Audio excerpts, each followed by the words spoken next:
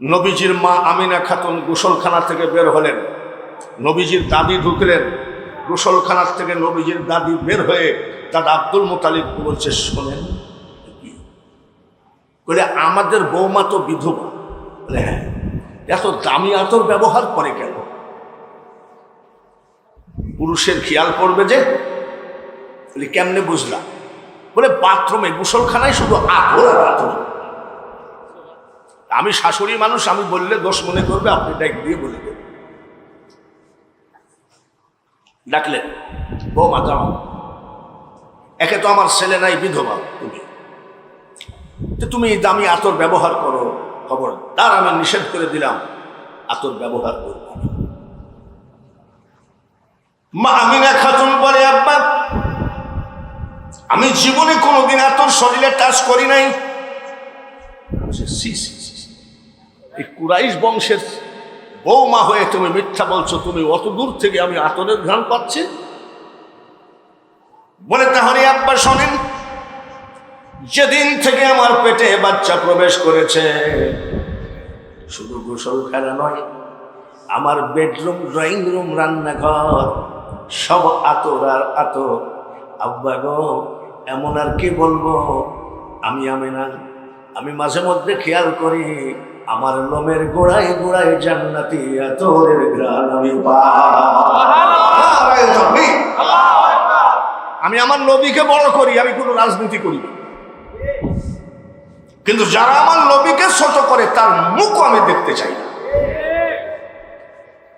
কই তো দেখলাম তো কত বক্তা আসলো গেল, আমার যে 2024 এবং 25 সালে কোনো ডেট ফাঁকা নাই, বুড়া হয়ে গেছি। তা আমি আজকে সাতক্ষীরা থেকে আসলাম, তালুকদার ফোন করেছে, আমাকে 1 ঘন্টা ঘুমের সুযোগ না দিলে আমি ওয়াজ করতে পারবো। আমি বারাবিল ওয়াজ করে চলে গেছি চিটাগং হাটহাজারী, মাইজ ভান্ডার শরীফে, ওখানে যাই আমি জিয়ারত করে রেস্ট নিয়ে হাটহাজারীর মাহফিল শেষ করে ওখান থেকে চলে গেছি সিলেট। সিলেট থেকে মাহফিল করে কালকে মাহফিল ধরেছি সাতক্ষীরা। ওখান থেকে এসে আসলাম, ফোন দিলাম যে আমাকে একটু ঘন্টাখানি ঘুমাতে দিতে হবে। না খেয়ে পড়া যায় না, ঘুমায় তো পড়া যায়। কই ডেট দেন।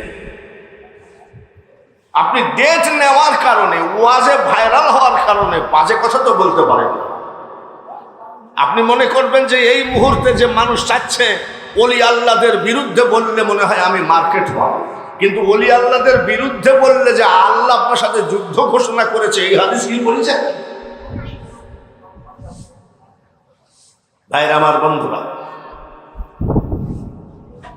আশেক সাইজো না, আশেক হও। অলি সাইজো না, অলি বেনামাজি, নামাজ নাই, রোজা নাই, হজ নাই, যাকাত নাই, কলেমা নাই, কুলুব নাই, ওযু নাই, কিছু নাই। সে যদি বলে দয়াল আমার এই পথ দিয়া আসবে রে, আমি সদাই থাকি পন্থ পানে চায়া। দয়াল আমার এই দিক দিয়ে আসবে, কোন দিক দিয়ে আসবে? আর সালাতু মিরাজুল মুমিনিন, নামাজের দরজা দিয়ে দয়াল আসবে। জোরে বলে ঠিক। নামাজ নাই, রোজা নাই, ফক ফক করে বিড়ি টাইনি হাত মুখে ধুলেন না, উনি প্যান্ডেলে মাইকটা পাইলেন না, রাইসি কয় আয় মোহাম্মদ কামলিওয়ালা, আয় রে আমার বুকে, তোর বুকে তো গাঁজার গন্ধ। আমি আজীবন যা বলে আসছি এখনো তাই বলছি, সঠিক হন, তার কারণ সময় কিন্তু আর বেশি দিন নয়। এ দুনিয়া দেখতে সুন্দর রে মানুষ, শুধু মায়ার ঘর।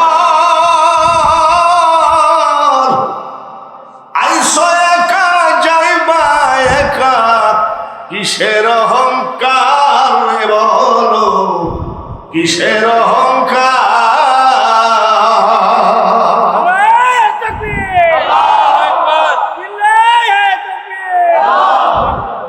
বাবাজিরা, 5 বার সাপে কামড়াইছে হযরতে আবু বকর সিদ্দিক রাদিয়াল্লাহু তাআলা আনহু।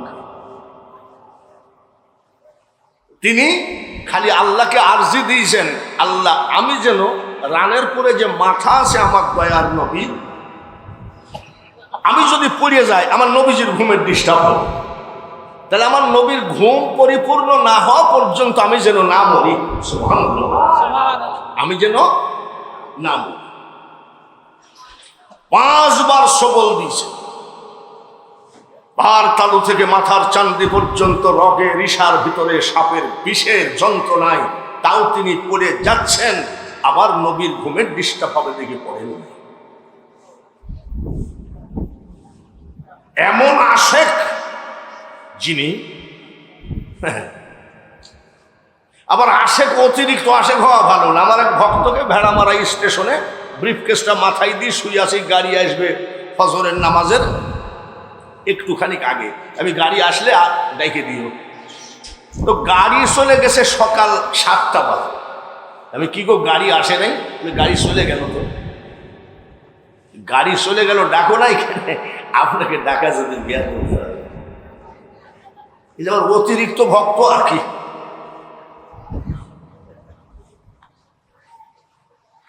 ভাইয়ের আমার, ফাঁসেক হইয়েন না, আশেক হন। ভিতরে গিবদে ভরা, গিবদে ভরা, ভিতরে নাপাক জঙ্গল ভর্তি হয়ে গেছে। আপনি এই মানুষটার কাছে কেন খুলনায় যাবেন? উনি কিন্তু এই ছোটখাটো পীর না, উনি হলেন হযরত ওয়াজেদ আলী মেহেদিবাগের আওলাদ, তাই না? হ্যাঁ, চিন্তা করে আমি ওনার মাজার জিয়ারত করেছি। আমি যখন কলকাতায় ওই শুধু ওয়াজেদ আলী, ওই 1800-তে যাই দেখছি, এনায়তপুরে যাই দেখছি ওয়াজেদ আলী, ওয়ারেস আলী এসব মুনাজাত করে। আমি আমার মামুনকে ফোন করলাম ওইখান থেকে, যে মামুন এই ওয়াজেদ আলী মেহেদিবাগের রওজা পাঠ কোথায়? কলকাতার থেকে। তো মামুন বলল যে চাচা গোবরা গোরস্থান বলে মানিকতলা। গেলাম, যাই দেখি হযরত সুফি ফতে আলী শাহ রহমতুল্লাহ, ওখান থেকে জিয়ারত করে ওই গোরস্থানের মাঝখান দিয়ে যাই, একটু জায়গায় যাই হযরত ওয়াজেদ আলী মেহেদিবাগ রহমতুল্লাহ, সেই আওলাদ। এনার কাছে আমরা কেন যাব? এনার কাছে যাব, ইনি কোনো হার্টের ডাক্তার না, ইনি কোনো চোখের ডাক্তার নয়, ইনি যক্ষা রোগ ক্যান্সার রোগের ডাক্তার নয়, ইনি হলেন কলবের ডাক্তার। আপনার কলবের ভিতর থেকে সকল জঙ্গল পরিষ্কার করে মওলা পর্যন্ত পৌঁছায় দিবে, উনি হলেন মিডিয়া। ওয়াবতাগু ইলাইহিল ওয়াসিলা। তারপরে মনে হয় আপনার তো সৈয়দ বংশ না? সৈয়দ বংশ, আহলে বায়াত। সেদিন এক মুফতি সাহেবকে জিজ্ঞেস করছি, আহলে বায়াতকে মানেন? বলে আমরা যা কোরআনে নাই তা মানি না। পাগল পাইকে, ইন্নামা ইউরিদুল্লাহু লিইউযহিবা আনকুমুর রিজসা আহলি বাইতি ওয়া ইউতাহহিরুকুম তাতহীরা। এই কথাটা কার? ও মুফতি সাহেব বলে কোরআনে আহলে বায়াত পাই নাই। এসব বাদ দিয়ে একটু সঠিক সুন্দরভাবে কিভাবে আল্লাহ পাওয়া যাবে সেই রাস্তাটা আমাদের করতে হবে।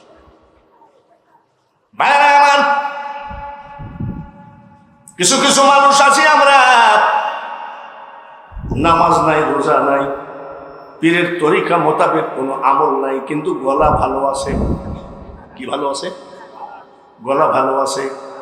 মাইকটা যখন নিলাম তখন কি বলি? দেখে নবীর মুজিজা, ভাগ্যবতী মা খাদিজা, জীবন যৌবন করিলেন অর্পণ দয়াল নবী, নূরের নবী গো তুমি নবী আমার জীবনের জীবন। তখন আমরা কি বলি? ও কি গজল রে! কোনো ফায়দা হবে না এসব গজল নিয়ে। ফায়দা হবে আপনাকে আশিকে রাসূল হতে হবে। জোরে বলুন ঠিক কিনা? জান্নাতুল বাকিতে অনেক রওজা শরীফ আছে। ইমাম হাসান রাদিয়াল্লাহু তাআলা আনহু, খাতুনে জান্নাত মা ফাতিমাতুজ জোহরা রাদিয়াল্লাহু তাআলা আনহু সহ 10,000 সাহাবীর রওজা আছে।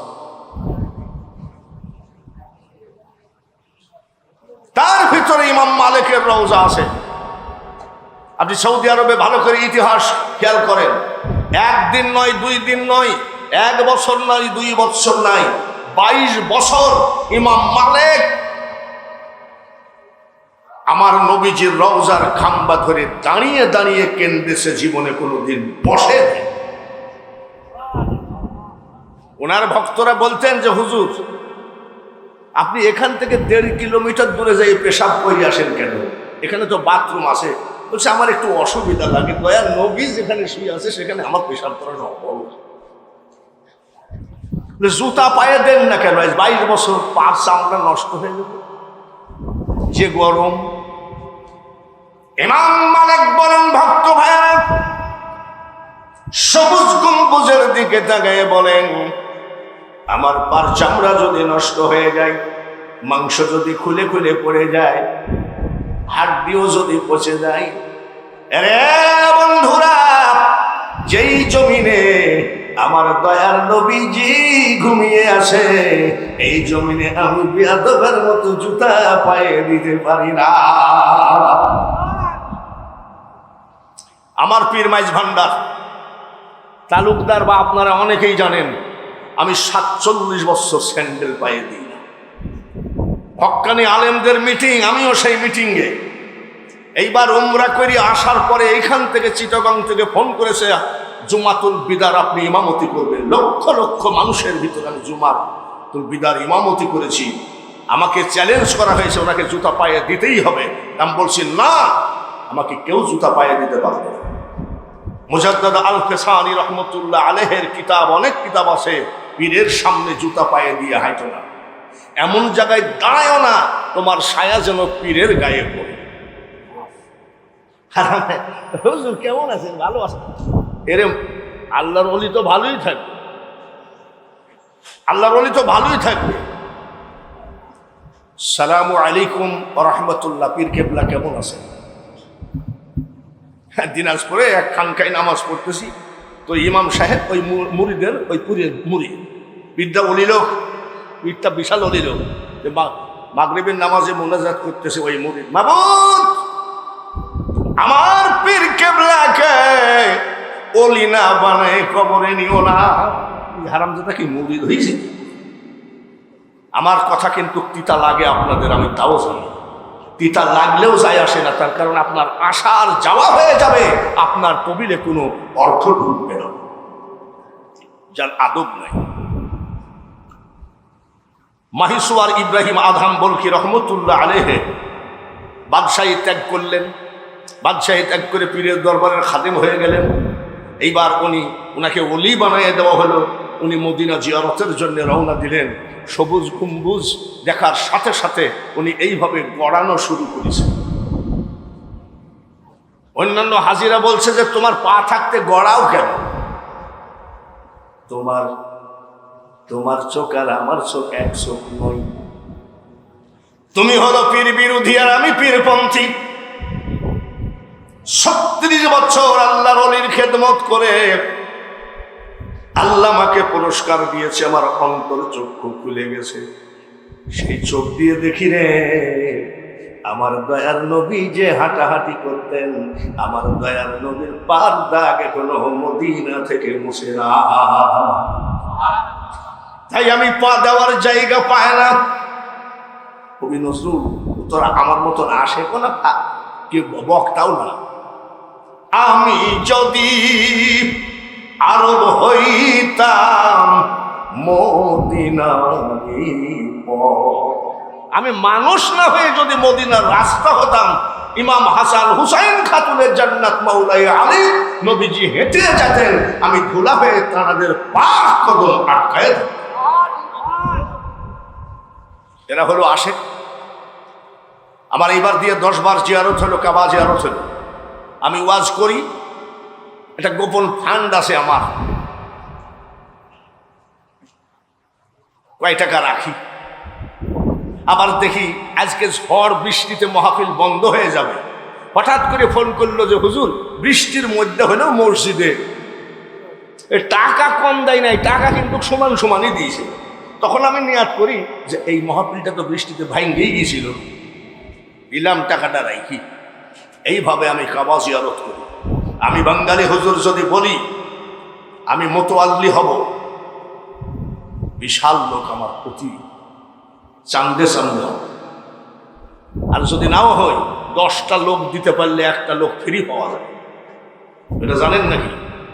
জানেন নাকি? 10 জন লোক বা 12 জন লোক দিলে একজন ফ্রি পাওয়া যায়।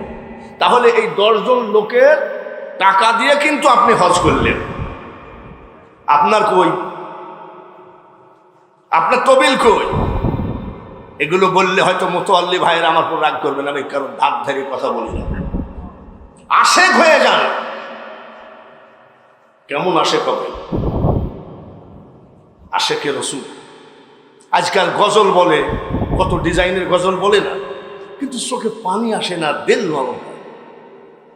আর আগেকার এই ধরেন এই আর রহমানির রাহিম মালিক ইয়াউমিদ্দিন মানে কিছু নাই, এই ধরনের কিছু মুসল্লি গজল বলতো। ইয়াকুব নবী বাস করিতেন কেনানে, সবার চেয়ে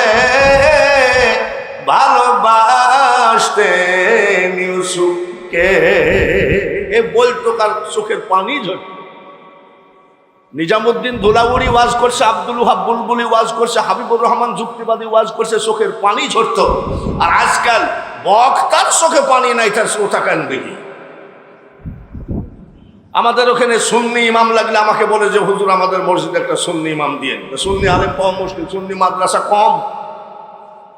তবে ঠিক আছে, দেখি যে দুরুদ কিয়াম করে না, এরা এসে কয় হুজুর ইমামতি আমাকে দিলে হইতো না। তাহলে ওখানে যে দুরুদ কিয়াম করা লাগবে, মুনাজাত করা লাগবে, আপনি বুজুর্গ মানুষ একটু করলে করলাম। আমি ও টেকার জন্য ঠিকই মুনাজাত করবা, দুরুদ কিয়াম করবা। কয়েকদিন পর দেখি ইমাম সাহেব মুনাজাত করে আল্লাহুম্মা আমিন বলে বিরহমাতিকা আরহামার রাহিমিন। ওর ভিতরে কি দোয়া খায়ের কিছু নাই। আসসালামু আলাইকুম ওয়া রাহমাতুল্লাহ, আসসালামু আলাইকুম ওয়া রাহমাতুল্লাহ মুনাজাত করে আল্লাহুম্মা আমিন বিরহমাতিকা আরহামার রাহিমিন। একটা লোক বলছে হুজুর এটা কোন মুনাজাত? আমি এটা ইমামতি ঠাকাইনের জন্য মুনাজাতটা করি। একটা একটা করে তরিকতের মাহফিল শুরু করি। বড় পীর আব্দুল কাদের জিলানীর বয়স মাত্র 4 বছর। ধরে বলেন কয় বছর? এখন আর অন্য কোনো কথা নাই, তরিকতের ভিতর দিয়ে চলে যাবে। তরিকতের ভাইয়েরা শুনে, ওনার মা মাদ্রাসায় পড়তে দিলে উস্তাদজি পড়াইয়া হাফেজি শেষ করাইয়া দেন। মা বাড়ি গেলেন, এইবার উস্তাদ বলতেছে তোমার নাম কি? বলে আব্দুল কাদের। বলে পড়ো আউযু বিল্লাহি মিনাশ শাইতানির রাজিম। বলে হুজুর ওটা আমি জানি। পড়ো বিসমিল্লাহির রহমানির রহিম। বলে হুজুর ওটা আমার মুখস্থ আছে। পড়ো আলহামদুলিল্লাহি রাব্বিল আলামিন। বলে হুজুর সূরা ফাতিহা আমার মুখস্থ আছে। পড়ো আলিফ লাম মিম যালিকাল কিতাবু লা রাইবা ফীহি। বলে হুজুর এগুলো আমার মুখস্থ। উস্তাদ বলে আব্দুল কাদের কত পারা পর্যন্ত মুখস্থ? কত পারা? উস্তাদজি 18 পারা পর্যন্ত মুখস্থ। জোরে বলেন বয়স কত? উস্তাদ কয় এটা মানুষ না জিন। এই বয়সে 18? বাড়ি যাও। জোসে পাক বাড়ি গেলেন, মা জিজ্ঞেস করে চলে আসলে কেন বাবা? বলে মা গো উস্তাদ ছুটি দিয়েছে। বলে বিয়াদবি করো নাই তো? বলে না। বিকাল বেলায় উস্তাদ হাজির। সুবহানাল্লাহ। আসসালামু আলাইকুম ইয়া আহলাল বাইত। বাড়ির ভিতরে কি আছেন সালাম নেন। মা জননী কয় ওয়া আলাইকুমুস সালাম। আপনি কে গো? আমি আব্দুল কাদিরের মা। কোনো পুরুষের সামনে যায় না। আব্দুল কাদেরের মা কোনো পুরুষের সামনে যায় না। ইনি হলেন তরিকতের একজন মা। বলেন মা আমার সামনে আসা লাগবে না, আপনি শুধু বলেন। বলে আপনি কে? বলে আমি আপনার ছেলে আব্দুল কাদেরের উস্তাদ। বলে কেন আসছেন?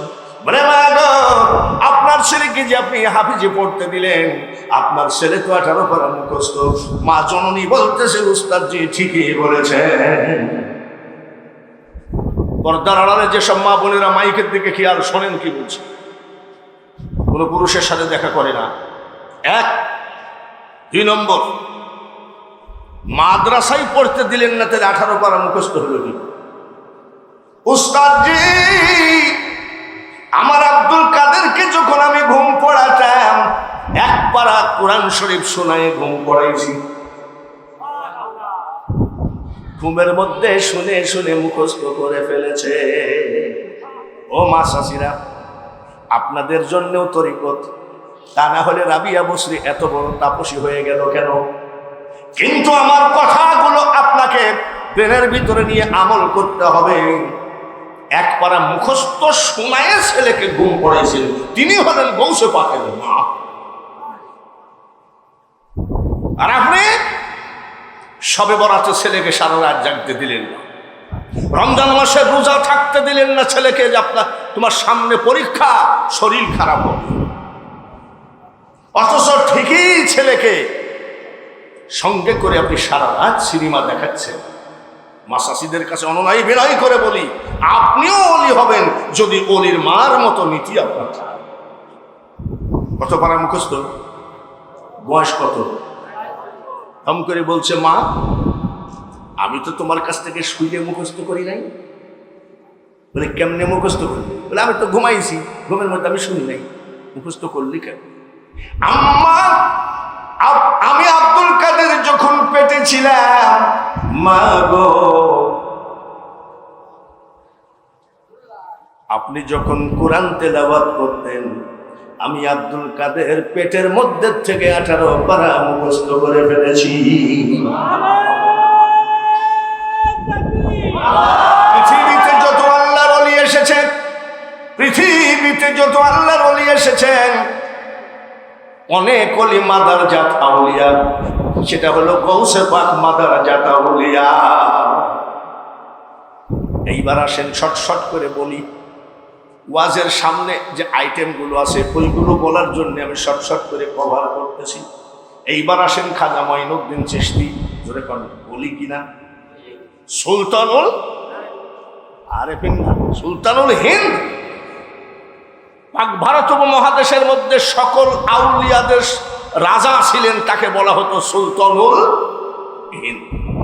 আমাদের দেশে কিছু বক্তা, ওই খাজা তো গাঁজা খায়, ও বলতেই অ্যাক্সিডেন্ট করে মারা গেছে। ওই খাজার ওই যে খাজা আছে আজমিরে, আর বদনাম করছে কোথায়? টাঙ্গাইলে। ওই জায়গায় অ্যাক্সিডেন্ট করে মারা গেছে। জানি না, ফেসবুকে যা পড়ি তাই শুনি, যে ভদ্রলোক নাকি মাজার ভাঙ্গাতে নেতৃত্ব দিয়েছে, তার 2 ছেলে এবং তাকে কিসে বললাই না রে বাপুরে,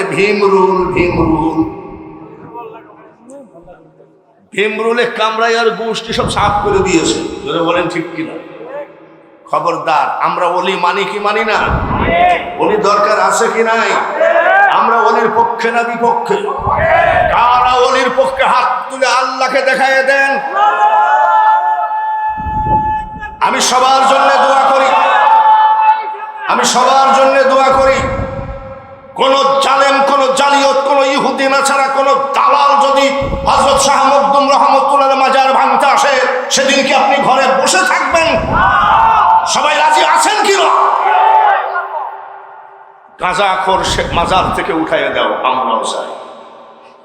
ভণ্ডকে মাজার থেকে উঠাইয়া দিয়ে হেদায়েতের দাওয়াত দাও, আমরাও চাই। তাই বলে তুমি ওলির মাজার ভেঙে ফেলবা? যে ওলি সম্পর্কে আল্লাহ বলেন, ওয়ালা তাকুলু লিমান ইউকতালু ফি সাবিলিল্লাহি আমওয়াত বাল আহইয়াউন ওয়ালাকিন লা তাশকুরুন। লম্বা লেকচার মারো, খাজার বিরুদ্ধে বলো, তাই না? ৭৯ বছর বয়স আমার, ৪৭ বছর ওয়াজের বয়স। এই বয়সে আমি 10টা মানুষ মুসলমান বানাইতে পারি নাই। আমার খাজা মঈনুদ্দিন চিশতি রহমতুল্লাহ আলাইহির জীবনে ৯০ লক্ষ অন্য জাতিকে মুসলমান বানিয়েছে। কত লাখ? হাজাম, যারা নুনু কাটে, কি বলে তাদেরকে? ওই হাজামকে গোপনে ফোন বলা লাগতো, অমুক জঙ্গলে যাও, গোর গোবিন্দ অত্যাচারে মুসলমানি দেওয়া যেত না। এই যে তাড়াশে ভাংসিং রাজার অত্যাচারে মুসলমানি দেওয়া যেত না, ওই মহাস্থানগড়ে পশুরাম বাদশার অত্যাচারে আজান দেওয়া যেত না। সবগুলোর গোষ্ঠীকে সাইজ করে কলেমার পতাকা টানাইছে। আর তুমি এখন হয়ে গেছো ওদের থেকে বড়, তাই না? জামানা ভালো না, তার মানে পীর সাহেব 1.5 লাখ টাকা পীর সাহেবের কাছে। এক মুরিদ বলছে যে আপনি কোথায় রাখবেন, আমার কাছে রেখে দেন, আমি ব্যাংকে রেখে আছি। বাস, পীর সাহেব সরল মানুষ দিয়েছে। ভক্ত পীরের টাকা ব্যাংকে না। কথা বুঝছেন কিনা? এরা যদি আবার বলে ধরো চরণ ছেড়ো না, দয়াল মুর্শিদ কাউরে ফেলে যাবে না, মুখ মুরিদ বানাইও না, কলকে মুরিদ বানাও, গলাকে মুরিদ বানাইও না, নিজেরা একেবারে অন্তরকে মুরিদ বানায় দাও। কত লাখ মুসলমান বানালেন, জোরে কম। তো ওনার মা, খাজা বাবা হাসতেছেন, তো ওনার মা জিজ্ঞাসা করে, মা আপনি হাসছেন কেন? ওনার মা জিজ্ঞাসা করে, বাবা মঈনুদ্দিন হাসছো কেন? বলে হাসি রাখা যাচ্ছে না, 90 লাখ মুসলমান করেছি আনন্দে ভরপুর। বলে তুই হাসার কে, আমি তোর মা হাসবো কেন? মা 90 লক্ষ অন্য জাতিকে মুসলমান বানালি, তাহলে ভালো করে শোন, 10 মাস 10 দিন পেটে করে টেনেছিলাম রে আব্বা, আমি তোর মা। এই 10 মাস 10 দিন কোন রাত আমি চোখের পাতা এক জায়গায় করি নাই, ঘুমাই না। ঘুমাওনি না? কি করেছ?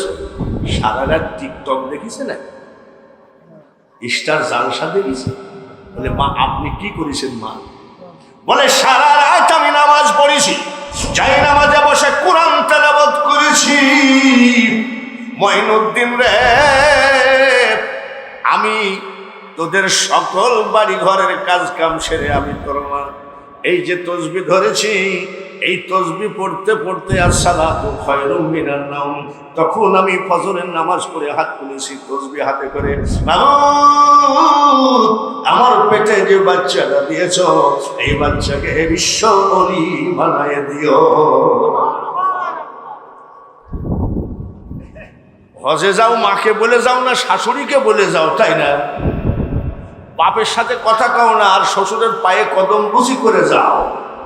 এক লোক হজে গেছে বহুত কষ্ট করে, তো মক্কা মদিনায় মন টেকে না, শুধু বাজারে যাইতে ইচ্ছা করে। বলি এ কি ব্যাপার, এত কষ্ট করলাম কিন্তু মক্কা এবং মদিনায় আমার মন টিকে না, কারণ কি? দেখ আল্লাহর অলিকে জিজ্ঞাসা করছে, আল্লাহর অলি আমি বহুত সাধনার বলে মক্কা মদিনায় আসলাম, কিন্তু আমার মন কাবাতে আর মদিনায় টিকে না, ব্যাপার কি? আল্লাহর ওলি বলে তোমার মা বাবার সাথে সম্পর্ক কেমন? বলে 12 বৎসরের মুখের দিকে তাকাই নাই। 12 বছর কথা কই। বলে যার মার বাবার সাথে সম্পর্ক নাই, পীরের বাড়ি মন টিকবে না, যাই নামাজে মন টিকবে না, নামাজে মন টিকবে না, কাবায় মন টিকবে না, মদিনায় মন টিকবে না, আজমির বাগদাদে মন টিকবে না। আগে তোমার মা বাপের কাছে ক্ষমা চাই, তারপরে দ্বিতীয়বার মদিনায় আসো। আমি সারা রাত কাঁদতাম। 12 বৎসর 10 মাস 10 দিন ঘুমাওনি, অবাক ব্যাপার। এটা কি মানুষের দ্বারাই সম্ভব? বলে এইটুকুই অবাক হয়ে গেলি, তাহলে শোন দেখি। মাইনুদ্দিন, তুই যত বেলা দুধ খাইছিস, যত মাস, যত দিন, যতবার আমি তোর মা বিনা ওযুতে আমার দুধ তোর মুখে আমি দিই না। কি চাটা কথা নাকি? একটা ছেলে কি 1-2 বার দুধ খায় নাকি? অথচ বিনা ওযুতে তার মা তার দুধ ছেলের মুখে ঠেকায় নাই। আর আমাদের মা ওযুর কথা মনেই নাই। ছেলে দুধ খাচ্ছে আর মা কি দেখে? TikTok, TikTok. মার খেয়াল কোন দিক? ছেলে দুধ খেতে খেতে ঘুমাই আসতে করে পড়ে টেবিলের তলে চলে গেছে। টিকটক বন্ধ হয়ে গেছে। মা কয়, আব্দুল কুদ্দুস কোথায় গেলি আব্বা? রাস্তায় যাই ডাক দেয়, আব্দুল কুদ্দুস বলেন। ছেলে কোথায়? আর মা ডাকে কোথায়? মা যদি ওলি না হয় ছেলে কি করে ওলি হবে? মা যদি নামাজি না হয় কোন হুজুরের তাবিজ কবজ দিয়ে ওই ছেলেকে নামাজি বানাইতে পারবে? মা, তাই না? এই খাজা গরিব নওয়াজ এমন মার সন্তান, পর্দা করলেন, মারা যাওয়ার কথা বলা যাবে না। আল আউলিয়া লা ইয়ামুতু, ওলি আল্লাহরা মরে না।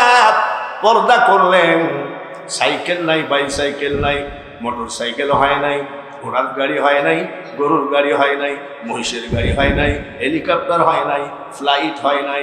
ওই টাইমে 16 লক্ষ লোক জমায়েত হয়েছে।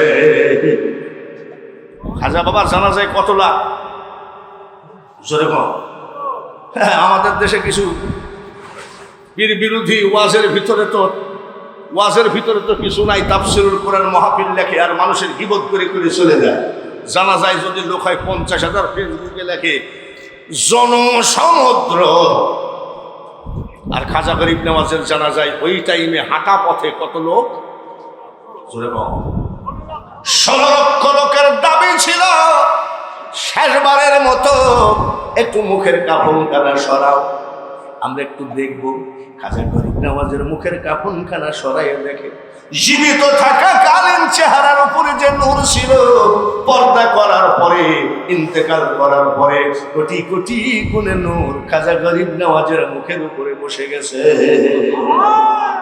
তার দেহ মুবারকের, মুখ মুবারকের এই নূর দেখে ওই টাইমে আবার 1 লক্ষ অন্য জাতি মুসলমান হয়ে গেছে। ভণ্ডপীরের বিরুদ্ধে বলো, আমি মানি, কিন্তু তোমরা যা স্কুলা শুরু করেছো এখানে খাজা গৌসে পাক কিছু লাগতেছে। বাপরে, গলা ভালো, একটুখানি চেয়ার পাইছো, ওই চেয়ারে ওলি আল্লাহর চেয়ার। জোরে বলেন ঠিক কিনা? বাংলার জমিন কার? আরো জোরে কোন? শাহজাদপুরের মানুষ, তোমাদের দুধের অভাব নাই, তোমাদের ধানের অভাব নাই, তোমাদের গরু ছাগলের অভাব নাই। তোমরা সিরাজগঞ্জ জেলার 2টো বড় অলি, ওখানে শাহ শরীফ জিন্দানি আর করতোয়া নদীর উপরে শাহ মখদুম রহমতুল্লাহ, এই 2টা জায়গাকে ইজ্জত দিবা, সম্মান দিবা, কোনো কিছুতে অভাব হবে না। অলি আমরা চাই কি চাই না? অলি আমাদের দরকার আছে কি নাই? অলি কি চাইলেই পাওয়া যায়? জোরে কোন? বাহাউদ্দিন নকশবন্দ রহমতুল্লাহ জগৎ বিখ্যাত অলি ছিলেন এবং মহাজ্ঞানী ছিলেন, হাদিস বিশারদ ছিলেন। শাহজাদপুর দিলরুবা বাস স্ট্যান্ড ধরেন, হাই রোড, এক লোক হোটেল করেছে। হোটেল করে এরকম একটা লোককে বাবুর্চি রেখেছে।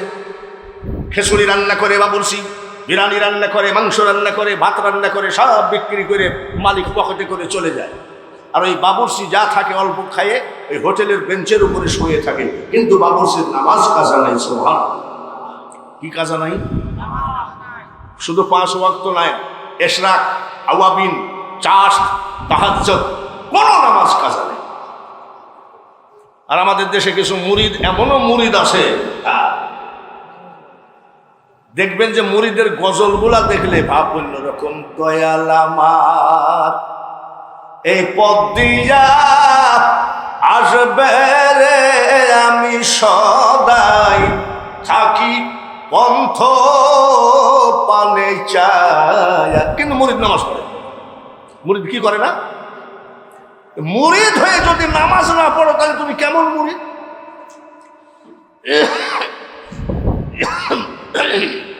মুরিদের কারণে পীরের বদনাম হলো, এই সমস্ত বদনামের দায়িত্ব ওই মুরিদকে নিতে হবে। ভাইরা আমার, আমরা তো অনেক মুনাজাত করি, বড় ছেলেটাকে চাকরি দাও, আগামী কয় মাস পরে ছোট ছেলেটার পরীক্ষা, আল্লাহ গোল্ডেন দিও, আল্লাহ মেয়েটার একটা ভালো বিয়ে দিও, আল্লাহ আমার একটা মার্কেট আছে, মার্কেটে বেচা কিনা ভালো দিও। মুনাজাত করি কি করি? ওই বাবরসি কোনো মুনাজাত করে না, তাহাজ্জুদ এশরাক, আওয়াবিন, চাষ, 5 ওয়াক্ত নামাজ পড়ে আর দোয়া করি, আল্লাহ আমি বাবুর্চি হয়ে মরতে চাই, আমার মালিক হওয়ার দরকার নাই। বাবুর্চি হয়ে মরতে চাই, আমার মালিক হওয়া। আমরা হলে কি বলতাম, আল্লাহ মালিকটা কবে মরবে, আমি যেন মালিক হয়ে যাই। আর উনি বলছে যে আল্লাহ আমি মালিক হওয়ার দরকার নাই, রাজা বাদশাহ হওয়ার দরকার নাই, আমি যেন বাহাউদ্দিন নকশবন্দ রহমতুল্লাহের চেহারা দেখতে পাই। এক নিরিখে 12 বছর কাঁদতেছে, মনে রাখেন কত বছর? 12 বছর কাঁদতেছে। 12 ইমান নষ্ট হয় নাই, 12 বছর কম নাই, 1 যুগ ইমান নষ্ট হয়। আমাদের দেশে এমনও মুরিদ আছে, আল্লাহর ওলি ওয়াজেদ আলী মেহেদিবাগের আওলাদের কাছে মুরিদ ছিল, 4 বছর পরে আবার গেল 18 তুমি এখন কোথায় আসো? বলে আমি এখন আসি ইয়া রাহমাতাল লিল আলামিন, আমি এখন 18তে অরিজিনাল আল্লাহর দরবার। আবার 2 বছর পর দেখি 5 কোটি টুপি আর জুব্বা লাগাইছে, এখানে আবার তালের পাখা লাগাইছে। এখন আবার কি বলে, হুজুর এইবার আমি অরিজিনাল পীর খুঁজে পাইছি, সেটা হলো চরমনায়। তারপরে কয়েকদিন পরে দেখি এত বড় বড় বাবরি সোল মুসো, কতদিন কাটেনি আমি, এখন কোন তরিকায়? বলে হুজুর দোয়া করেন। মাঝে সে লোকটা বেয়াদব, গৌসে পাকের চেহারা দেখলে গুনাহ মাফ হয়ে যায়। আর ওই বেয়াদব মুখটা ফিরাইয়ে নিল। গৌসে পাক বলতেছে তোমরা আমার খাদেম, তোমরা আমার সঙ্গে থাকো, মানুষের মনের খবর না যায়নি আন্দাজে বেয়াদব বলো কেন? লোকটাকে ডাকলেন, ডেকে বলছে বাবা শোনো, আদবের সাথে দাঁড়িয়ে আছে, বলে বলেন হুজুর, আমাকে দেখার জন্য মানুষ পাগল হয়ে যায়, কিন্তু বাবা তুমি আমাকে দেখার সাথে সাথে মুখটা ফিরাইয়ে নিলা কেন? বলে হুজুর গৌসে পাক গো, আমার একটা পীর আছে, পীরটা কালো। পীরটা কি? কালো। আপনার চেহারা এত নোরানি, আপনার চেহারার দিকে তাকাইলে যদি আমার ইমানে গোলমাল হয়ে যায়, এত সুন্দর পীর থাকতে কালো পীর ধরলাম কেন? আমার ইমান বাঁচানোর জন্য আমি অন্যদিকে মুখটা ফিরাইছি। ইরানের পীর দস্তগীর গৌসে পাক বুকের উপরে হাত দিয়ে বলছে তোমার পীরের প্রতি এত বিশ্বাস, যাও তোমার জীবিত আওলাদ বর্গকে সব আমি আব্দুল কাদের ওলি বানায় দিলাম। বাইরে আমার বন্ধুরা 12 বছর একাধারে কাঁদছে। আমার রাজা বাদশাহ হওয়া দরকার নাই, আমার হোটেলের মালিক হওয়া দরকার নাই, আমার দরকার একমাত্র বাহাউদ্দিন নকশবন্দ রহমতুল্লাহের চেহারা। জোরে বলেন কত বছর কাঁদছে? অন্য পীরের দরবারে দৌড় মারছে নাকি? 12 বছর কাঁদতে কাঁদতে আসরের নামাজ আনতে কান্দে। বাবু গো, ওলামা কেরামদের কাছ থেকে শুনি আসরের নামাজ আনতে নাকি দোয়া কবুল হয়। আল্লাহ আজকে 12 বছর হয়ে গেল, তুমি আমার কথাটা শুনো না কেন? আল্লাহর ওলির চেহারাটা দেখাইয়ে দাও। মাগরিবের নামাজ আনতে কানলেন, এশার নামাজ আনতে কানলেন, সুবহানাল্লাহ, এশার নামাজ আনতে কানলেন। মালিক সব বেচা কিনা নিয়ে করে চলে গেল। অল্প স্বল্প যা কিছু ছিল খেয়ে দে ওই বাবুর্চি বেঞ্চের উপরে ঘুমাই আসে। আজকে হয়ে গেল কত বছর? জোর করিয়া বুঝতে গেলে তার ঘটে দারুণ জ্বালা, কেউ বুঝিতে পারে না রে ওলি আল্লাহর খেলা। ওই দিন সফরে গেছে হযরত বাহাউদ্দিন নকশবন্দ রহমতুল্লাহ ওই এলাকায়। সফর শেষ করে ব্যাগটা নিয়ে, যেমন হুজুর আপনাদের পীর কেবলা আসছে খুলনা থেকে সফর করতে, এবার উনি যদি রাত্রে বাড়ি যায়, হাঁটতে হাঁটতে বাস স্ট্যান্ডে যেয়ে বসে আছে, বাসের আশায় থাকবে কিনা? আল্লাহর ওলি আস্তে করে ব্যাগটা বগলে করে যাচ্ছে। এক মসজিদের দরজায় যাই বলছে আপনি কি ইমাম? বলে হ্যাঁ। বলে বাবা আমি মসজিদের ভিতরে একটু ঘুমাবো, ফজরের নামাজ পড়ে বাড়ি যাব। বলে হুজুর মসজিদে ঘুমাইতে দিলে আমার চাকরি থাকবে না, কমিটির নিষেধ। বলে একটু মসজিদের বারান্দায় থাকি। ইমাম সাহেব বলছে বারান্দায় থাকলেও চাকরি থাকবে না। মসজিদের ভিতরে জায়গা হলো না, বারান্দায় জায়গা হলো না। উনি আস্তে করে হাঁটতেছে ব্যাগটা বগলে করে। একটা সুন্দর পরিবেশ মতো পাইলে সেখানে বসে থাকবো। ওখানে বসে থাকে, ফজরের নামাজের আজান দিবে, বাড়ি যাব। এত রাত্রে তো হেঁটে যাওয়া যাবে না। যাইতে গিয়ে দেখে সেই হোটেল বাবুর্চি চোখের পানি ফেলায় ঘুম করে আসে। চুলার আগুন গনগন করছে, কঠিন শীত। তখন বলছে এই জায়গায় যদি একটু অনুমতি পাতাম, আগুনটা তাপাতাম। আস্তে করে যাই বলছে বাবা একটু উঠেন। বলে চাচা বলেন কি বলছে? বলে তোমার আগুনটা একটু তাপাইতে চাই। আরে চাচা আগুন তাপাবেন তা আবার বলা লাগে নাকি, জান আগুন তাপায়। বলছো ভালোই হলো, খুব মজাই লাগতেছে, মসজিদে শোয়ার থেকে এখানেই ভালো লাগতেছে। তাহাজ্জুদের নামাজের টাইম হয়ে গেল, বাবুর্চি তাড়াহুড়া করে ওযু বানায় ওখানে আল্লাহর ওলি বাহাউদ্দিন চুলার পাশে বসা, আগুন তাপায়ার পাশে বসে তাহাজ্জুদের নামাজ পড়ে কাঁদতেছে। আজকে 12 বছর একদিন হয়ে গেল, আমি তোমার কাছে কোনো কিছু চাই নাই, আল্লাহর ওলি বাহাউদ্দিনের চেহারাটা না দেখায় যেন তুমি আমাকে কবরে না নাও। এখানে কান্দে আর ওলি কোন জায়গায়? মনসুরের কলবে বসে আনাল হক বলিলি, আবার শুলেতে চড়াইয়া তারে ফাঁসি দিলি তুই মাওলা, তুই রে তুই। আর কয়দিন লন্ড ভন্ড করে বেড়াবা, এই পীরের পীর হয়ে কোনোদিন ভক্ত বদনাম করে বেড়াই নাকি? আর এমনিতে আল গিবাদু আসাদ্দু মিনাল জিনা, গীবত করার জিনা করা একই গুনাহ। তারপরে মুরিদ হয়ে যদি পীরের গীবত করো বাবাজি, তুমি যত জায়গায় যাওয়া কোনো জায়গায় তোমার ঠাঁই হবে না। তুমি যার হাতে হাত দিয়ে বায়াত গ্রহণ করেছো, মূর্খ হলেও তোমার কাছে কিন্তু উনি মুর্শিদ। মূর্খ হলেও তিনি কি? মুর্শিদ খোদা নেহি মগর খোদা সে জুদা নেহি। মুর্শিদকে খোদা বললে কাফের হয়ে যাবে, আবার খোদা থেকে আলাদা চোখেও দেখা যাবে না। বর্তমানে আমাদের দেশের মুরিদানরা চার দোকানে বসে পীরের গীবত গায়, এরা আবার কয় এল কোন ইলে কাজ হবে না। এক জায়গায় বিশ্বাস রাখো, 12 বছর ধরে আছে, দেখো মাল হাজির। আচ্ছা আল্লাহকে ওনাকে বলে দিয়েছে যে বাহাউদ্দিন অমুক জায়গায় এক বাবুর্চি তোমাকে দেখার জন্য খুব ব্যস্ত, বলছে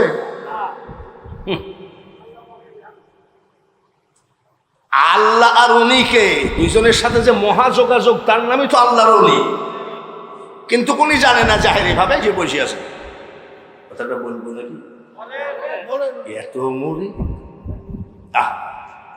হযরত আমির খসরু ওনার মুর্শিদ চুল কাটছে, দাড়ি কাটছে, সকালে টাকা নাই, নাপিত বলছে টাকা দেন, বলছে বিকালে দিব, বলছে সকালে বউনিতে আমি বাকি দিব, বলছে টাকা নাই তাহলে তোমাকে কি দিব? বলে যা দিবেন দেন, আমি কিন্তু বাকি দিব না। তো দিয়েছে পার জুতা দুইটা, যা জুতা হলেও নিলাম, আমি বাকি দিব। ব্যাগে করে জুতাটা নিয়ে যাই, এক চার দোকানে বসে চা খাচ্ছে, এই মুসি। এইবার আমির খসরু হাজির, আমার মুর্শিদের জুতার গন্ধ কোথায় পাওয়া যায়? তখন কিছু পীর বিরোধী আছে না, বাবা পীরের জুতার গন্ধ পাস। রামের ভক্ত ছিল হনুমান, বুকের ভিতর রাখতো চেপে প্রেমের প্রতিদান, ও সে বুক সিরিয়া দেখাই প্রমাণ গো, রামের ছবি রই সেখানে, যে করে প্রেম সেই জানে। লা ইলাহা ইল্লাল্লাহু মুহাম্মাদুর রাসূল হতে প্রেম হলো শুরু। অনেক কথা আছে, আমি যতবেলা ওয়াজ করব থাকবেন তো? কারা কারা থাকবেন না হাত তোলেন। আপনি তো আগে হাত তুলেছেন, থাকবেন তো ইনশাল্লাহ? তো বলছে আমার পীরের জুতার গন্ধ পাচ্ছি, পীরের জুতার গন্ধ আছে। চার দোকানে এখানে ওখানে খুঁজতে খুঁজতে দেখে কোথায়? ব্যাগের ভিতরে। আমার পীরের জুতা কেন? নাপিত চিন্তা করতেছে এইরকম একটা মুড়ি দিয়ে আমার দরকার, সকালবেলায় বাকি দিব না, চুলদারি শেভ করছে, সাইজ করছে, তো জুতা দিয়েছে, বলে যাই তো চুল কাটার দাম কত? ইয়াদব কোথায়, জানিস কত বড় আল্লাহ নবীর জুতা? দেখ। বলছে না ভাই। কত টাকা নিবি? বলে 10,000। কত নেবে? 10,000। বলে 10,000। বলে আমি 10,000 ছাড়া জুতা দিব না। সুযোগে 10,000 টাকা তার পকেটে নাই, বাড়িতেও নাই, সম পরিমাণ জুতা। 10,000 টাকার জমি লিখে দিয়ে জুতা নিয়ে পীরের দরবারে, গুরু আমারে কি রাখবেন করে চরণ দাসী। বলে মাথায় কি? বলে গুরু আপনার জুতা মুবারক। বলে কোথার থেকে? বলে ওই নাপিতের কাছ থেকে। বলে বাবা এই সকালবেলায় এত ছেঁচড়া লোকটা শেষের কিছু নেবেই তো জুতা দিয়েছি। টাকা দিয়েছো? বলে হ্যাঁ টাকা দিয়েছি। কত টাকা? বলে 10,000 টাকা সমপরিমাণ জমি। আল্লাহ বলে 10,000 টাকা দিলে দেখে জুতার দোকান কিনতে পাওয়া যায়। মুরিদ ডাক দিয়ে কয় হুজুর ঠিকই বলেছেন, 10,000 টাকায় জুতার দোকান কিনতে পাওয়া যায়, কথাটা মিথ্যা কথা নয়। কিন্তু আপনার ওই কদম মুবারকের জুতা কোটি টাকা দিলেও মিলানো যায় না। আরো জোরে হবে লা ইলাহা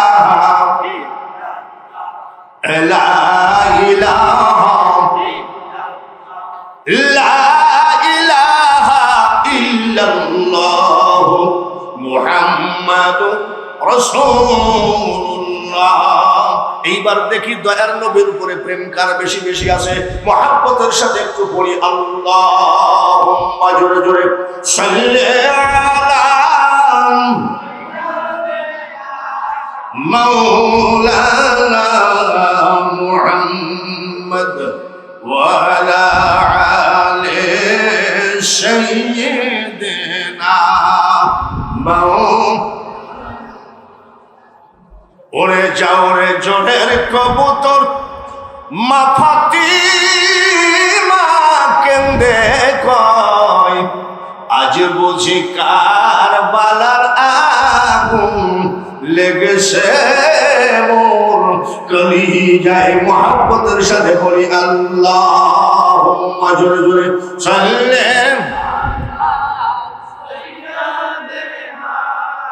মাওলানা ওয়ালা আলিস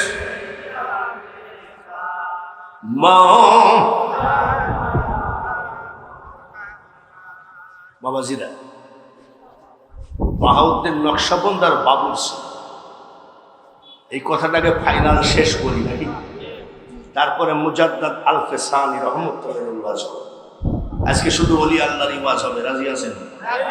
হাত তুলে দেখেন তো কারা কারা রাজি আছেন ইনশাল্লাহ। খুশি হলেন? আল্লাহ যেন এই হাতখানা কিয়ামতের মাঠে হযরত গাউসে পাকের হাতের সাথে মিলাইয়া দেন, ইমাম হাসান হুসাইনের হাতের সাথে মিলাইয়া দেন, মাওলাই আলীর হাতের সাথে মিলাইয়া দেন। যারা হাত তুলেছেন ওই হাতখানা যেন একবার নবীজি হাউজে কাউসারের পানি দান করে। আপনাদের পীর সাহেব এখানে একটা খানকা শরীফ করেছেন। কোন জায়গা যেন? শেরখালী। সেই খানকা শরীফ আমি কয়েকবার গেছি। বাবাজিরা, খানকা বিল্ডিং হয়েছে? এত মুরিদ আর আওলাদের রাসূল, আর তার খানকা এখন টিনের ঘর, টিনের বেড়া, বিল্ডিং, বসার জায়গায় হয় না। পীর সাহেব যখন আসবে খানকায় থাকবে, জাকজমকপূর্ণ হয়ে যাবে। আল্লাহর আওলাদের রাসূল ওই খানকায় বসা আছে।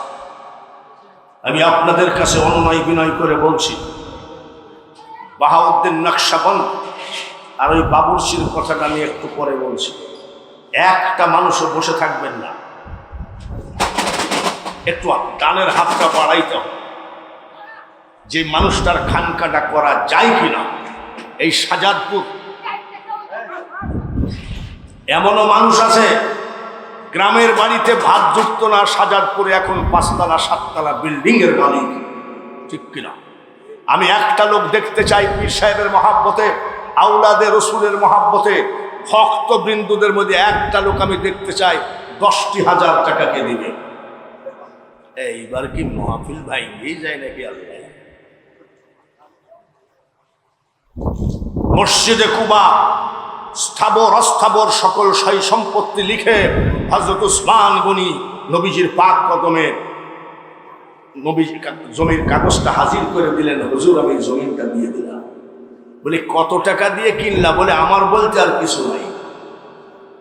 বলেন কি আছেন একটা লোক যে হুজুরের এই জায়গাটার নামই মনে থাকে না, শেরখালির এই খানকা শরীফে অনেক কোটিপতি আছেন হুজুরের মুরিদ, লক্ষ লক্ষ টাকার মালিক আছেন হুজুরের মুরিদ। আজ আমরা এখানে নিয়াত করি যে হুজুর ইনশাল্লাহ বাঙালি হুজুর যখন বলেছে দেখি খানকা হয় কিনা। আপনি বাংলাদেশে চিকিৎসা করে 10 লাখ খরচ করে চলে গেলেন,